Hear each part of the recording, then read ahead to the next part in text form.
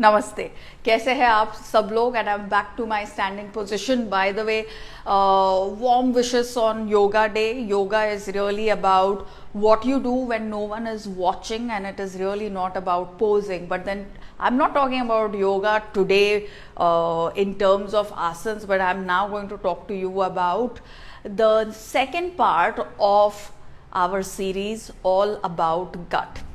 So I told you yesterday कि वो Bristol stool scale पे आप कैसे आपके स्टूल्स को रेट कर सकते हो फ्रॉम नंबर 1 to नंबर 7. तो आज we are going to take it one step forward and we are going to talk about IBS. IBS यानी कि इरिटेबल बावल सिंड्रोम.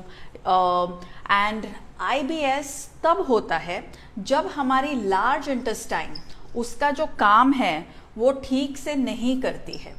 अभी मैं आप सबको याद दिला दूं कि लार्ज इंटेस्टाइन का काम क्या है. वैसे तो all those of you who listen to my videos properly do know pain is really working, right?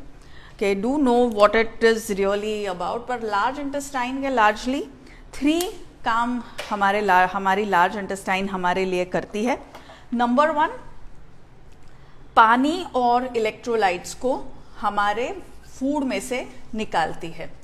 Number 2, सारे जो वाइटामिन्स है उनको भी फूड में से निकालती है, बनाते भी है खुद के वाइटामिन्स. और तीसरी चीज़, हमारे स्टूल्स को या हमारे वेस्ट प्रोडक्ट्स को प्रोड्यूस करती है और फिर उनको प्रोपेल करती है, मतलब बाहर के तरफ फेंकती है. जब हमारी लार्ज इंटेस्टाइन ये सारा काम ऑप्टिमली नहीं कर पाती तो क्या होता है that we begin to get a lot of pain and cramping in our stomach. We get pain and cramping in our stomach, we get nausea, we get bloating, we may have fatigue, and we generally feel dull and low. हमारा appetite चला जाता है या फिर कहाँ पर रुकना है खाते वक्त वो हमको पता नहीं चलता. And then we also have sometimes things like, okay, so first of all बहुत सारा cramping, nausea, bloating, acidity ये सब होता है. And when you do go to the loo and clear your stomach, even if it is partial clearance, once you go and you clear your stomach, तो ये सारे symptoms में आपको reduction आता है. So the pain is relieved when you go and use the loo, and then after some time the pain begins to come back. And every time you eat you feel a little threatened or stressed because खाना खाने के बाद symptoms बढ़ने लगते हैं और poop करने के बाद symptoms कम हो जाते हैं. This is typically what happens. So once you clear your intestines you feel better, but after food these symptoms begin to come back, whether it's nausea, whether it's bloating, whether it's fatigue, whether it is feeling mentally low, all of the cravings, crazy cravings, all of those things begin to come back. Then within IBS we now also have better classification. और IBS अभी 3 ways में माना जाता है. Number 1, IBS C, मतलब ऐसा वाला IBS जो ये सारे सिम्टम्स लेके आता है लेकिन लार्जली आप कॉन्स्टिपेटेड रहते हो. मतलब when you go to evacuate your bowels more than most of the times you are constipated. मतलब most of the times your stool on the Bristol stool scale is at number 1 or number 2. Hard pebbles छोटे छोटे या फिर hard longish stool but a lot of pain when you're passing them. So that is what happens in IBS C. Then you have IBS D. मतलब आपको 3 और 4 healthy stool नहीं होता पर 5, 6 और 7 नंबर के स्टूल्स होते हैं. मतलब they are soft but you do see clear edges around your stools, और they are soft and you don't see any edges. वो अमीबा के तरह दिखता है या फिर सीधा पानी के तरह ही वो बाहर निकल आता है. तो most times you go through IBS diarrhoea. मतलब डायरिया ही होता है जब आप पूप करते हो या जब आपका टॉयलेट यूज करते हो, तो you are mostly do having diarrhoea on a day to day basis. And then there is something called as IBS-M. IBS-M मतलब IBS mixed, मिक्स्ड मतलब कभी कॉन्स्टिपेशन, कभी डायरिया, कभी हाँ कभी ना. This also is quite, I mean overall it can become a very frustrating, a very challenging, a very tiring condition. But IBS-M में तो और भी, because initially there is a lot of pain and cramping. In all of these conditions you do have pain and cramping before you use the loo, but a lot of pain and cramping. Then the first few stools are hard, then you have stools which are not well formed and soft, and then you get a lot of watery stools also. So you constantly fluctuate between constipation and diarrhea. एक cycle सा हो जाता है constipation and diarrhea का. So these are the three types. Now what am I going to talk to you about today? Today what I'm going to talk to you about is IBS-C. अगर आपका Bawal clear नहीं हो रहा है और अगर आपका pen and all the symptoms that you're feeling are largely resulting in constipation, then what are the changes that you can specifically bring in your diet to help your case? IBS होता क्यों है वैसे? IBS खुद large intestine के वजह से नहीं होता. IBS is caused because of external factors. What are these external factors? External factors like diet, external factors like exercise, more specifically the lack of exercise, and then of course there is stress. बहुत से लोग जो IBS symptoms लेके अपने doctor के पास जाते हैं, they invariably are prescribed even an antidepressant और अ स्लीपिंग मेडिसिन, क्योंकि stress plays a major role in how your gut is responding और how your large intestine is performing its functions, कि body को कुछ nutrients मिल भी रहे हैं कि नहीं. क्योंकि अगर एक्सक्रीट आप ठीक से नहीं कर रहे हो तो आप असीमिलेट भी बहुत पुअरली कर रहे हो, which you already know from yesterday's video. So diet, exercise and stress are the major factors. Now what in diet can really cause so much discomfort? Majorly changing your diet because you want to lose weight or you want to look a certain way or you want to be on some kind of, I don't know, detox or the latest fad and stuff. तो आपको क्या नहीं करना चाहिए अगर आपको IBS-C है आपके डाइट में. ओके, तो नंबर 1, कोई भी चीज़ जो लोग आपको बोलते हैं that you just take this and this will lead to a lot of cleanse, वो आपको नहीं करना चाहिए. So whether it is fasting so that you clean and leads to a cleanse, whether it is just starting your day with shots, any kind of shots, whether it is apple cider vinegar, whether it is white pumpkin ka shot, whether it is aloe vera ka shot, whether it is haldi ka shot, whether it is anything like that, or whether it is simply drinking a lot of water. अभी मैं water therapy कर रही हूँ, मैं उठ के पहले 1 litre सिर्फ पानी ही पी रही हूँ. None of those things which are cleanse is what you should do. That's the first thing that you need to do. Number 2, what is it that you should not do? You should not be on a low carb or a no carb diet. Okay?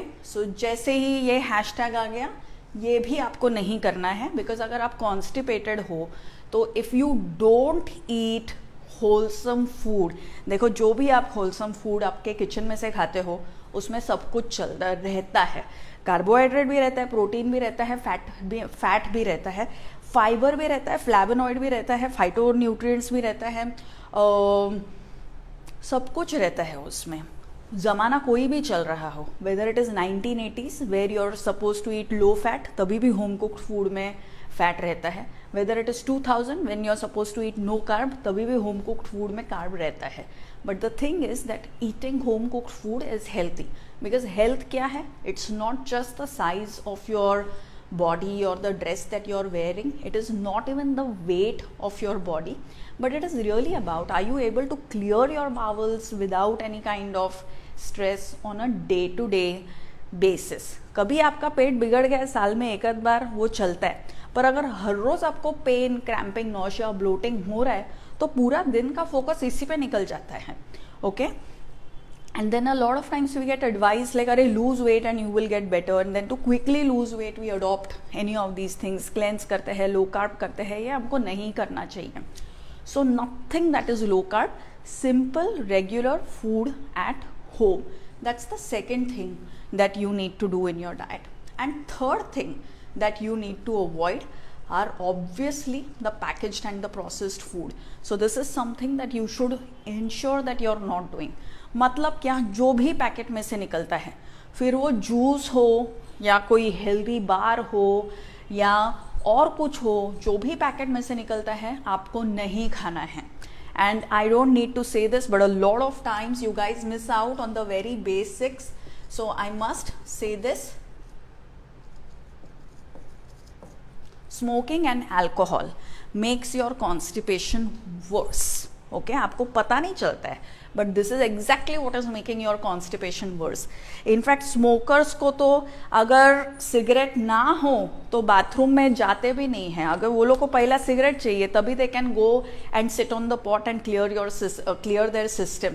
If this has started happening to you, if you're a new smoker and you're able to notice that you're unable to clear the bowel without smoking, then you're going towards IBS-C. Alcohol obviously, रात को अगर आप दारू पियोगे दूसरे दिन आप dehydrated ही रहते हो. डिहाइड्रेटेड कंडीशन में कॉन्स्टिपेशन होना ही होना है. So remember to do the very very basic. So smoking नहीं होना चाहिए, अल्कोहल नहीं होना चाहिए. Oh by the way, cleanse में और एक चीज़ का मैं नाम लेना भूल गई. Adding fibres, you know, weather it is adding some bran to your atta or it is just having isabgol every night. If you're needing all of these things every day, you know, if you're needing like a laxative or whatever every day, if you're needing anything which is not normal food every day to clear your stomach, then you need to put an end to that, because that's all being done in the name of cleanse and that's not going to make IBS-C better. Okay, कल आपको relief मिलेगा, पर परसों तरसों 5 साल के बाद 10 साल के बाद you're making things worse. Your intestines are getting weaker, lazier and more inflamed, and that's not going to work for you in the long run. Okay, so these are the things that you must remember. क्या नहीं करना चाहिए diet में. अभी exercise में क्या नहीं करना चाहिए, बहुत ज़्यादा बैठ के आराम नहीं करना चाहिए. That's the main thing. जब आप कुछ भी कर रहे हो और बैठे हो तो आपका पॉस्चर कैसा है वो आपको देखना चाहिए. अगर आप लिफ्ट में जा रहे हो, लिफ्ट में खड़े हो, लेकिन अगर आपको कोई खड़ा देखे तो आप खड़े पोजीशन में दिखते ही नहीं हो, आप ऐसे उधर अगर टेक गए हो लिफ्ट पे, तो it is a problem, because then your intestines never really get only the gravitational force that they are suppose to have and they don't build their strength. So don't go and plonk yourself on different walls, on chairs when you're reading a book. Don't lie down on your sofa and bed and watch TV. So do those basic things कि जो चीज़ें आपको बैठ के करनी चाहिए वो आप बैठ के कीजिए, जो चीज़ें आपको खड़ी रह के करनी चाहिए वो आपके दोनों पैरों के ऊपर खड़े रह के आप कीजिए. But what must you surely ensure that you're doing in exercise? So it must, yoga का आज दिन है तो योगासन आप सीखिए. कौन से वाले योगासन सीखिए which actually teach you how to use your entire body. तो ऐसा नहीं कि सिर्फ टाइम पास कर लिया योगा में, but where you actually feel that there is good muscle fibre recruitment and that you are getting stronger with time, more stable with time, more flexible with time. That is the kind of yoga that you must do.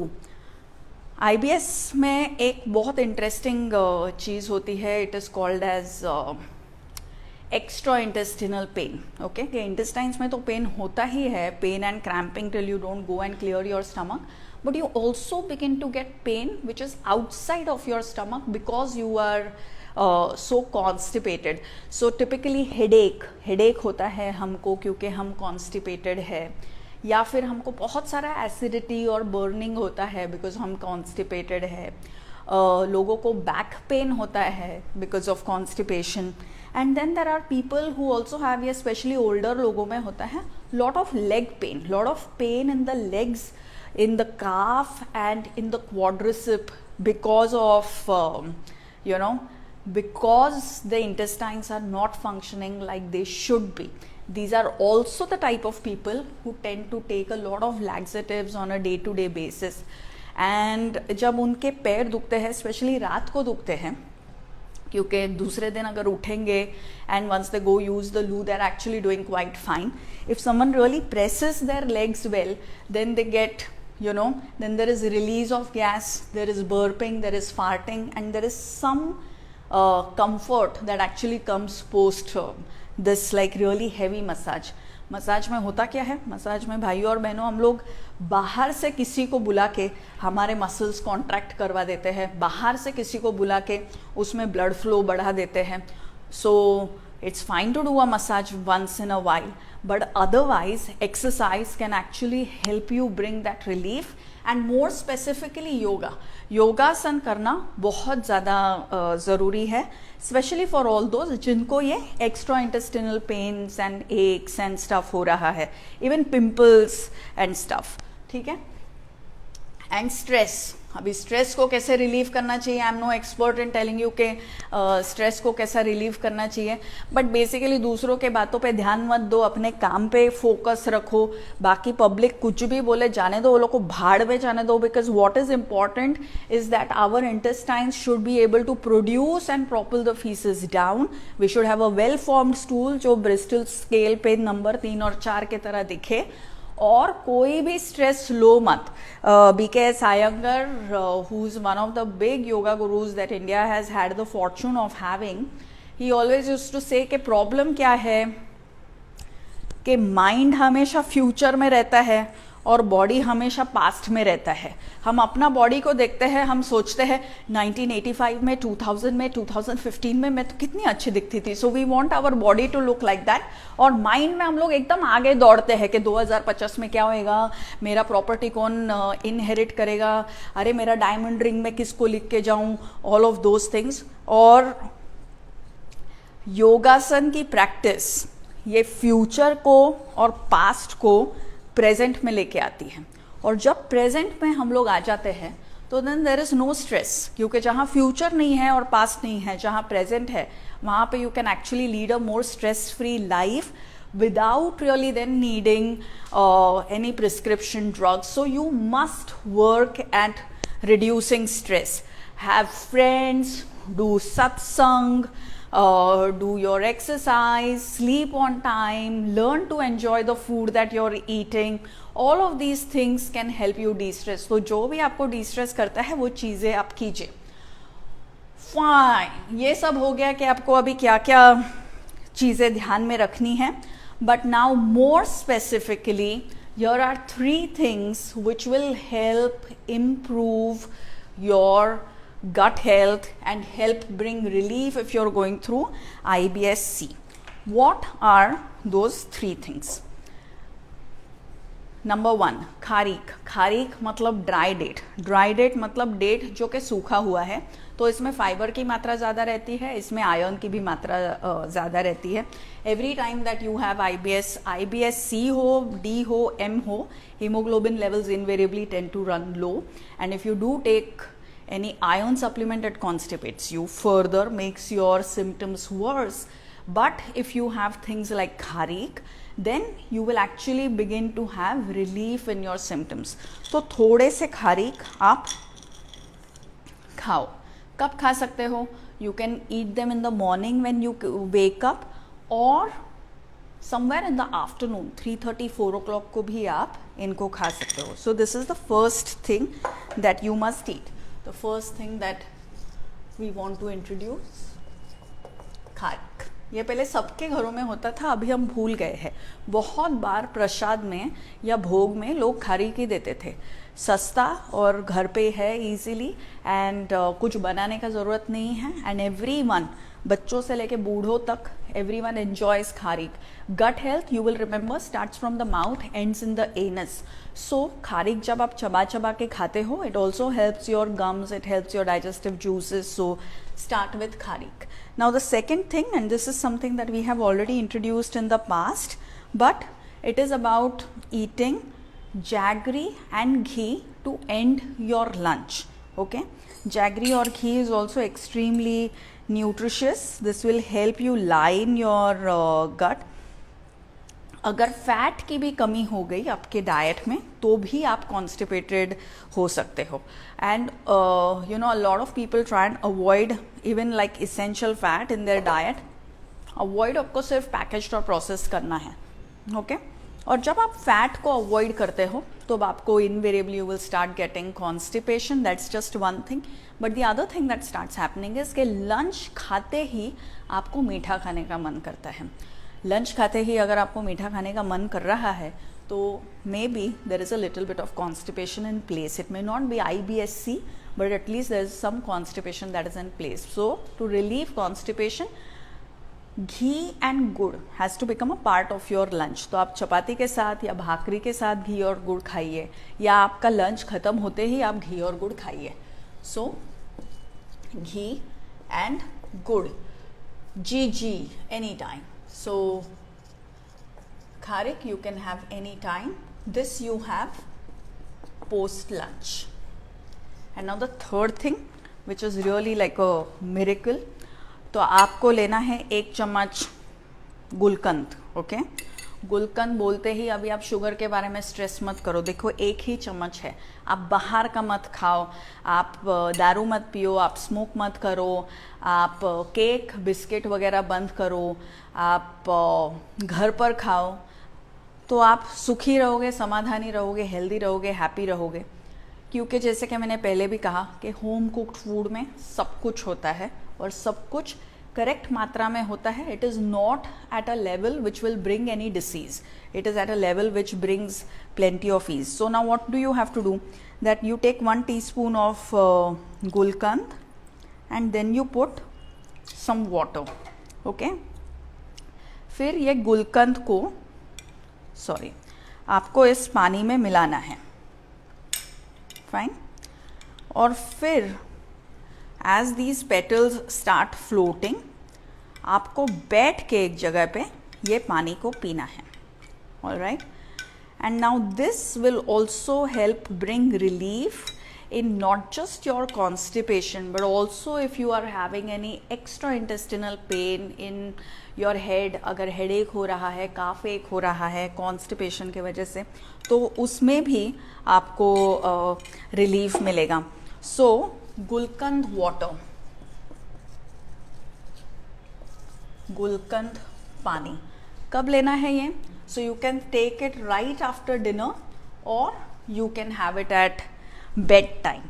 None of these things are invasive. They are all regular home stuff that we have always used, and these will help bring down the symptoms and the cramping and the bloating and the acidity that's coming with IBS. And you will, over the next 3 to 4 weeks of doing this in a consistent manner, begin to see symptoms in IBS-C, और वो 1 or 2 के stool scale से you will begin to go in the 3 to 4 stage. So that's all from me today. I'll see you tomorrow. Till then, bye bye, and don't forget to practice yoga, not just today but every single day. Thank you for watching.